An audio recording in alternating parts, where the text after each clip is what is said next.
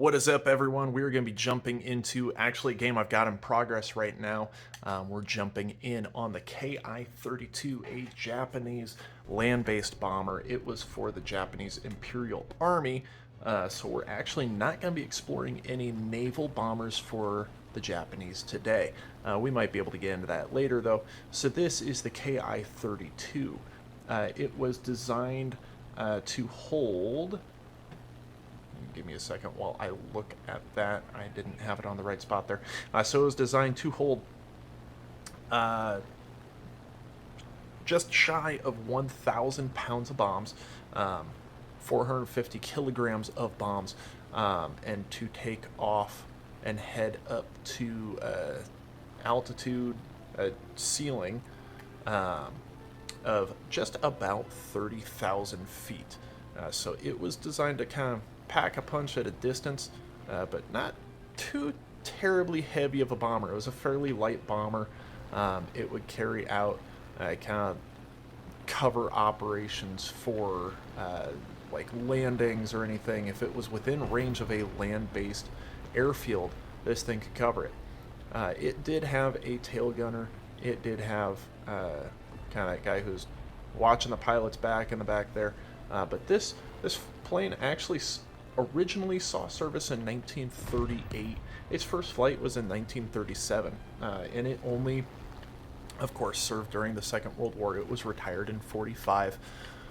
The way that the war ended, Japan was not allowed to keep any kind of armaments, as is very typical in world conflict, where the aggressing armies and forces kind of lose their power to have any really retaliation, which, if you want to dive into it, that's how you go from World War I to World War II, is just kind of how the world hampered Germany and they wanted to get back at them. Anyways, I digress. So looking at the Ki-32, it was a light bomber. It actually had fixed landing gear. It had some fairings around them to try and make it a little bit more aerodynamic, but there's only so much aerodynamics you can get when you've got just landing gear kind of hanging there and in the way all the time. So it was, it would be used in dive bombing missions. That's going to be the end of that match for us. But it was used in dive bombing missions. It was used in level bombing missions.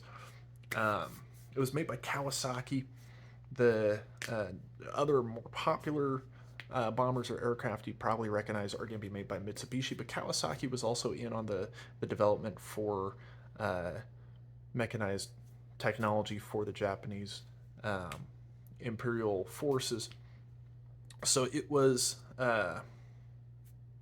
designed to fly using actually three different engines.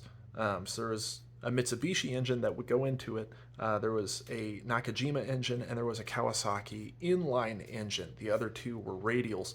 And so at the final portion of that development, the inline engine is what ended up winning the contract. And so that's why it looks a little different than other Japanese aircraft, because a lot of Japanese aircraft actually had that radial engine. So if you look at one of the Zeros, you can kind of see where all the pistons are aligned in a radial format there. The Ki-32 actually had the pistons lined up inline, hence the name inline engine, and that's how that plane was designed to fly. So operationally, it saw a lot of service in the Second Sino-Japanese War. It also saw some combat early in Japanese and Soviet Union fighting in 1938, 1939. Last combat action bombing that it saw was in 1941 when the Japanese invaded Hong Kong.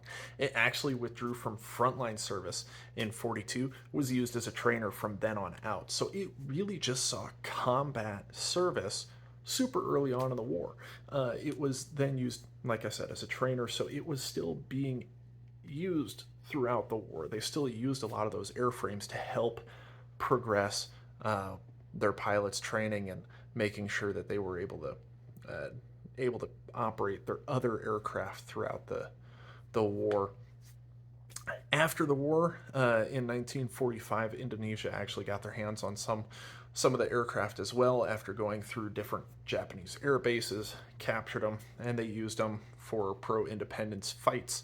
From 1945 to 1949, not officially a part of any kind of government air force at that point, but it did still fly, and it still did do some damage in that capacity. You look at what characteristics it had. Like I said, it had that tail gunner and it had a pilot. There were only 2 individuals that were on board this aircraft, and that's all it really needed. It did have a wingspan of just about 50 feet, so it wasn't too terribly large of an aircraft, which lends to its smaller payload. That's why it didn't try to carry too many bombs on it. It just wasn't that large of a plane. It did cruise around at just shy of 200 miles an hour.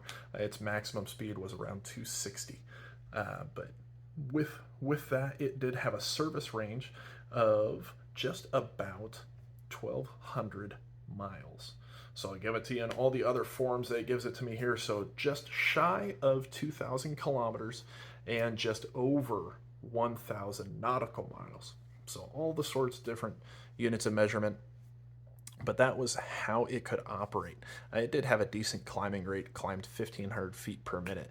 So you could get up to an altitude and start cruising around, get out of any kind of range of radar or anything on the ground that they might be looking for you, get out of eyesight for anyone watching from the ground. But that's kind of my super quick overview for the Ki-32. It was a very early light bomber for the Japanese Imperial forces.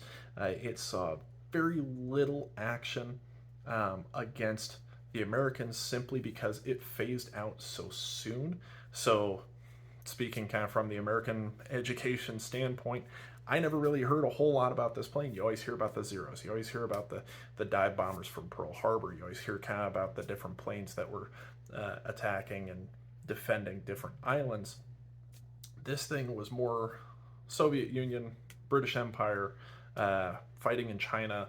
That's primarily who was going to be going up against the Ki-32. So there were a lot of people who were familiar with fighting this aircraft, but they're not as well known for the American allies during World War II, simply because it was a land-based aircraft, and a lot of the fighting that the Americans had was going to be carrier-based or island-based, where the range of these aircraft did not lend for them to be as utilized against the Americans. So that's my interested take on this aircraft. It's something that I had seen in this game. I was like, why haven't I heard of this thing? So I dug into it, and now I kind of understand why it was not as frequently used on American targets. But it was extensively used against other land-based targets that Japan was trying to expand to their west and gain land as best as they could.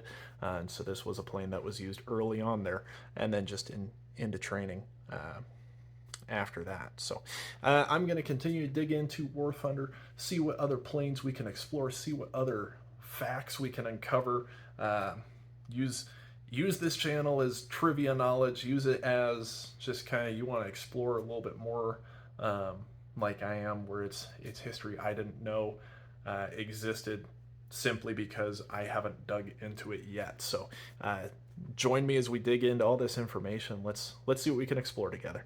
So I'll see you guys next time.